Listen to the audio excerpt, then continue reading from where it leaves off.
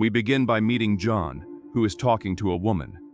He directs romantic pickup lines at her and says how happy he is to have found her.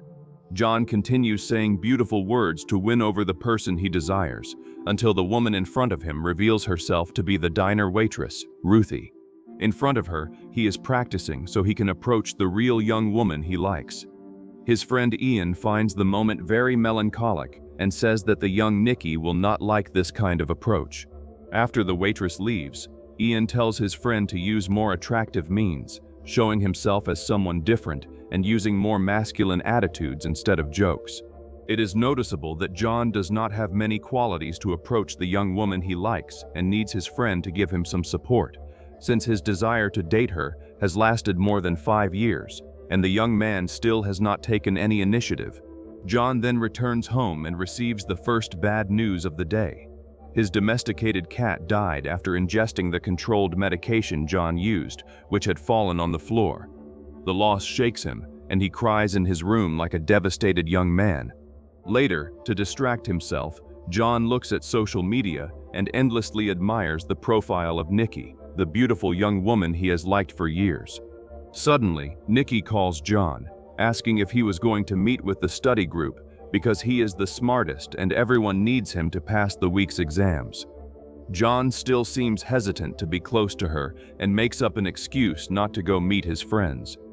The conversation continues until she says that she is going to quit her job, and right after that, screams when she drops her crystal necklace down the drain. After ending the call, John goes to the jewelry and mysterious artifacts store in search of a crystal necklace to give his friend as a gift. When he arrives there, the owner, named Viola, shows what she has and presents necklaces with stones, which she claims possess unique spiritual powers. John says that he will look around the store a little more, and while searching better, ends up finding a wishing willow, on which it is written that he could have only one wish granted. He soon takes it and buys one, saying that it will be a gift for a friend. The shopkeeper says that if he takes that thing, she hopes he will not be another one of those who never came back, perhaps because they wished for death too soon. After the jokes, John goes to meet his friends. While friends Nikki and Sarah talk to each other, John discreetly asks Ian to step away with Sarah so that he can be alone with Nikki. But the moment ends up being interpreted as a joke and causes smiles in the group. When Nikki goes to get another drink, John follows her to try to talk, but the waiter interrupts him. In another opportunity to say something to his friend, John is interrupted again, this time by Ian. The group gathers, takes the last shot of drink, and then leaves. John notices that Nikki is incredible and very generous with the homeless because she cares about giving them money to help them. Outside, John offers her a ride, and Nikki accepts, already thanking him. The two continue in John's car and talk about his loss, something that left him shaken because the cat was the only company he had at home. Nikki laments it, and half an hour later, they arrive at her house. John tries once again to say what he feels and what he has to give her, but he still seems to freeze on his words when he is with her. John tries to joke with his friend, calling her by a nickname that Nikki does not like. She notices her friend's interest, and this makes her come back and ask John if he liked her, a question that would be the starting point of a relationship. However, the young man freezes once again, and without the courage to say what he feels, only says that they are good friends. After his upset friend leaves, John notices the foolish thing he did, and then remembers what he bought. He takes the willow and makes the wish himself. John wishes to be the person Nikki loves most in the entire world. As soon as he breaks the willow, he is startled to see Nikki outside the house. She approaches and once again laments the loss of her friend's cat, asking him to stay with her a little longer so they can talk. John notices that his friend is calmer, even with the nickname that upset her minutes before, and asks if everything is all right. Nikki says yes and says that she is only inviting him to stay a little longer. John thinks it was the wish he made, but remembers that they drank a little and that it could be the effect of the drink.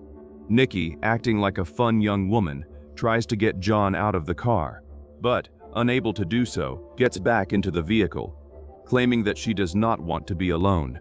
His friend asks why, and then she reveals that her father is very ill and that she cannot stay home knowing that at any moment she may witness something horrible.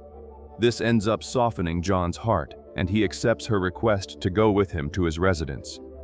Minutes later, they arrive at John's house, and Nikki seems to like the smell of the place. She asks to sleep in his room, and John organizes everything so that she feels comfortable. She thanks him, but before he goes to the sofa, Nikki invites him to sleep beside her, because that will make her feel protected from the bad nightmares she has during the early morning. John finds everything surprising and strange at the same time, but accepts the request, even while overcome by uncontrollable nervousness. When he lies down in bed, he becomes even more unable to believe it when his friend moves in to kiss him, something totally unexpected.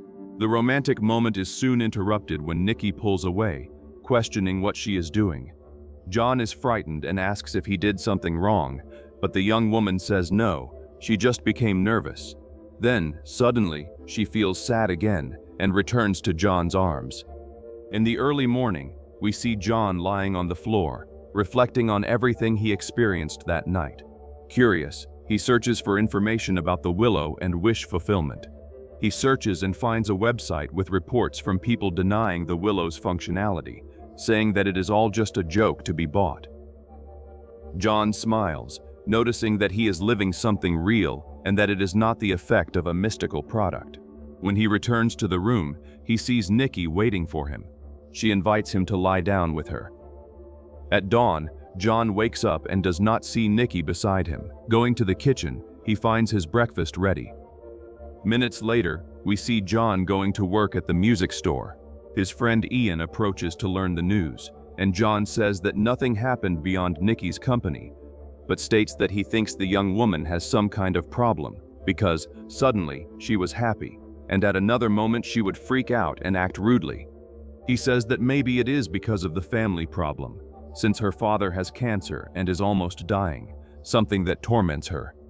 Ian becomes confused because their friend's father lives in another state, and Nikki has never shown interest in the man's health. John tells his friend that he thinks Nikki needs psychological help.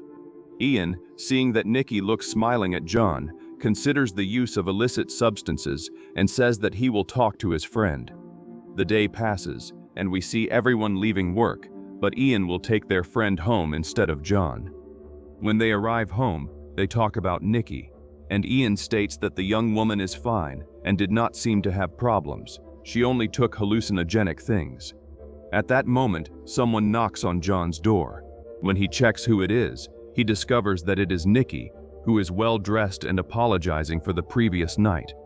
She admits what she took and says that she remembers little of the previous night, but asks her friend if his feelings for her are real. John says yes, and Nikki also confirms hers. She says that this feeling has been growing since last year, but only when they were very close inside the car did she understand what she really felt for him. John, after this revelation, admits his feelings, and then their lives become happier, living a love that many admire. A few days after they begin their relationship, they go out to celebrate. After a few minutes of conversation, both are interrupted by Ian, who calls several times to speak with John, which upsets Nikki. Ian tells his colleague that he discovered that Nikki's father has no problem. In truth, he is in excellent health. John asks why his girlfriend would lie to him, and Ian says that he has never lied to his friend and says that he is not looking for anything to separate him from his girlfriend, but he finds it strange that she would lie to the group about her family. Ian also says that one day, Nikki talked with Sarah, claiming that John was just a brother to her. Then, the unexpectedly fast relationship began, and that is strange. Ian begins to suspect that Nikki is not being clear with them and states that she is another person. The young Nikki watches him from afar, while Ian confronts the apparent truth that she loves John madly, even though this feeling had never been shown to anyone. At that moment, John remembers the night everything began and what he did. He hangs up the phone and returns to the dinner table with an upset and fearful expression. Nikki asks what happened, but John changes the subject, and they continue having dinner calmly. She gives him a necklace inherited from her grandmother. Questioning the gift, John hears Nikki say that she loves him intensely, more than anything in this world, and that she would not live without him. At that moment, it is confirmed that John's wish was granted. When John asks about his girlfriend's father, she says no. However, it is a denial that precedes a lapse in personality, and out of nowhere, the young woman gets up and starts crying, lamenting that the date has become a bad moment. John manages to calm her down, but is asked why he cares about knowing about her father. He changes the subject and says that it does not matter. Later, in the early morning, he wakes up and does not see his companion. He goes looking for her and frighteningly finds her hidden in the darkness in the corner of the room. He calls her, and when she approaches, she says that she is only watching him sleep, something she reveals is incredible. Nikki returns to the corner of the wall and unexpectedly cries, saying that she thinks her companion does not love her the same way. John says that he loves her very much, but goes back to sleep, leaving Nikki where she is. Suddenly, a scream from her echoes in the room, but she is not there. Then, she enters the room hiding her face and terrifies John with her action. However, she returns to her normal state and lies down again. Fearing the woman beside him, John tries to get out of bed, but Nikki's scream, ordering him to stay, leaves him paralyzed with fear. The next morning, while getting ready, he notices that a piece of his hair has been cut. When questioned about it, Nikki says it was her, just fixing a flaw. John asks that if she really loves him, she stop acting strangely. She apologizes and says that she will improve. Then, John acts naturally in front of Nikki, who has the day off, and says goodbye to go to work. However, when he looks at the front door of the house, he is surprised to see it obstructed with masking tape. Knowing that it was the work of the strange Nikki, John naturally forces it open and leaves, leaving the young woman paralyzed in the center of the living room, smiling strangely. At work, he looks at the meal made by Nikki and is frightened by a photo of his companion watching him while he slept. When his colleague Sarah approaches to talk, she says that she finds the intense relationship between the colleagues quite strange, but, knowing John for a longer time, says that she does not want him to get hurt, suspecting Nikki's mind games. At that moment, the boss hands Sarah a letter, and after reading it, she becomes discouraged by the denied request to enter a university. As she approaches John, she smells a strange odor coming from her friend's lunch. Joking with him, she takes the paper with Nikki's message, with a phrase asking if he liked the meal and the word cat. This once again leaves the young man confused by his companion's actions. When he reflects on his meal, he remembers his dead cat and throws the food away. Later, at the end of the workday, he goes out to the parking lot and Ian asks for a ride. Inside the car, they talk, and Nikki becomes the focus of the dialogue. Ian says that there will be a party at his house, but that he did not invite his friend because it seems like John is taking advantage of the disorder happening with Nikki, and his colleagues noticed that. John does not like the accusation and says that everything seems strange, but his girlfriend is fine and simply does not want, under any circumstances, to leave him aside. The two are then invited, and Ian gets out of the car. Remembering something, John looks inside his bag and calls the number on the Willow package description. A man answers, and John soon asks if there is any way to change some things in the wish he made, wanting to have a love without complications and weirdness. The stranger laments and states that the wish is unique and cannot be changed. John asks about the option of canceling the wish, but the stranger says that the only way for everything to end is with the death of the requester. John asks if the wish makes the person unstable, and suddenly, Nikki's scream echoes through the phone. Frightened, John hangs up. After the call, he returns home and is startled to see Nikki standing there, still waiting for him. However, she is dirty, wounded, and with her blouse torn, as if something bad had happened to her. As if returning to consciousness, she says that she was going to take a shower and then would clean up the mess she caused. John, even with his companion's strangeness, talks about Ian's party and says that he was invited. Nikki wants to go, but John says that the gathering is for male friends. John then hears a furious scream and something breaking inside the bathroom. Seeing his girlfriend's fury, he invites her to go. Later, we see the two at the party. The group participates in a game of challenges to be fulfilled. A colleague draws the challenge to switch places with someone for 1 minute, and John is chosen. Nikki does not like it, but when she sees everyone laughing, she starts laughing non-stop, causing strangeness in the room. When it is her turn, she simply stands up and reads an excerpt from her writings. They are beautiful words, but spoken in a threatening tone. The phrase causes fear in everyone who hears it. In the end, she says it is from her book. On John's turn, he draws a challenge to kiss someone to his left, and the person there is his colleague Sarah. Before he can think about carrying out the challenge, Nikki stands up and shows a smile of denial toward the moment. However, thinking quickly, she moves to Sarah's position, drags her colleague's chair back, and places herself there to receive the kiss. The moment is strange, and everyone is thinking about what madness is going through the guest's mind. Seeing that people are looking at them with contempt, Nikki says that they will all die without having the love she has for John. When asked by Ian if she is okay, Nikki, smiling, says it was a joke, but suddenly changes her mood and tells everyone to go to a bad place. When Ian gets up to get more drinks, Nikki freaks out in front of everyone, saying that it is not her, grabs a game piece, hits herself with it, and wounds herself. The colleagues are terrified by the scene, but John, knowing what is happening, remains still, watching the moment. Without listening to the friends who advise him to take her to the hospital, John returns home. The couple remains at the dinner table, and seeing John's concern, Nikki tries to comfort him, but he begins questioning whether she really likes him. With the positive answer, John says that he wished this were real, but he knows it is not. Nikki insists that she loves him, but he asks her to go back home that night. Nikki then changes personality and begins to cry in despair, not wanting to be away from her companion. She says that she can be whoever he wants and apologizes for the outburst. John shows frustration, and at that moment, Nikki changes her voice and makes strange movements, which frightens her companion. In controlled panic, John says that he will go to his friend's house to spend the night there. However, hearing this, Nikki grabs a blade and says that if he leaves her alone, she will do something he will regret later.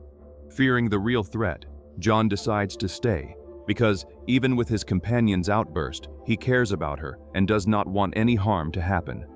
John stays awake until very late in the early morning, until Sarah sends him a message saying that she has something important to tell her friend. She insists that she needs to talk, so John gets up. But before leaving, Nikki calls him in a low voice. She asks her friend to end her life, because this is the opportunity, since she, whom Nikki refers to, is asleep. Thinking it is sleepwalking, he leaves afterward and meets Sarah. Inside the car, she reveals that Ian and Nikki were having a casual relationship, something that was not fixed, only a pastime, and now Ian believes that what Nikki is doing with John is only an act of revenge.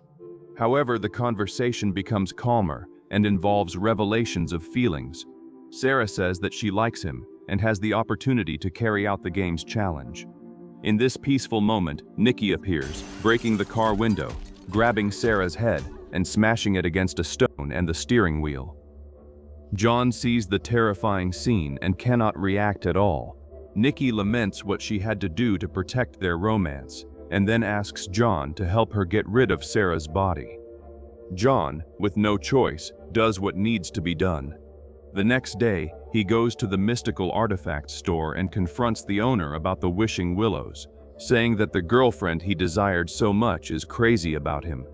John wants to reverse the situation and asks the man to make the wish for him. However, the owner has already made his, and John needs someone to make the single wish given to each person to perhaps reverse the foolishness he committed. John does not believe it, so he buys the remaining willows and inside the car, tries to make a new wish. However, when he tries to break the artifact, he cannot, even using all his strength. Then, he goes to Ian's house and tells his friend that everything that is happening is the result of a wish he made. Ian does not believe it and thinks that John hypnotized the young woman so that she would become madly in love with him. John denies it and says that Ian must be careful because each person only has one wish. Seeing that everything seems like nonsense from John, Ian wishes for millions in money, and when he breaks the willow, thousands of blocks of dollars fall from the ceiling, showing that John was right. John returns home to try something, but finds the house ransacked and Nikki acting even stranger than before. She is more terrifying and hurts herself when she does not receive John's reciprocal love. When Nikki positions herself over John, threatening herself with a weapon, Ian enters the house but ends up being killed by the young woman. Controlling his panic, John comforts his disturbed companion, stating that he loves her that way, but realizes that trying to talk to her would be useless. Then, he locks himself in the bathroom with the gun and does not allow Nikki to enter. Remembering what he was told on the phone, John considers ending everything and decides to take all his medication. However, just as he was going to vomit, he hears a snapping sound and knows that it was a willow breaking. When he leaves the bathroom, he goes directly to Nikki and kisses her as if he truly loved her. But this is the result of the young woman's wish, who, under the effect of the spell, wished the same for John, who now belongs to her, just as she belonged to him. However, the effect of the medication begins to make John have a seizure, and within a few minutes he dies in Nikki's arms, ending this disturbing narrative and revealing that the magic of the magical willow has its price, and it can be as terrifying as what happened to the young people.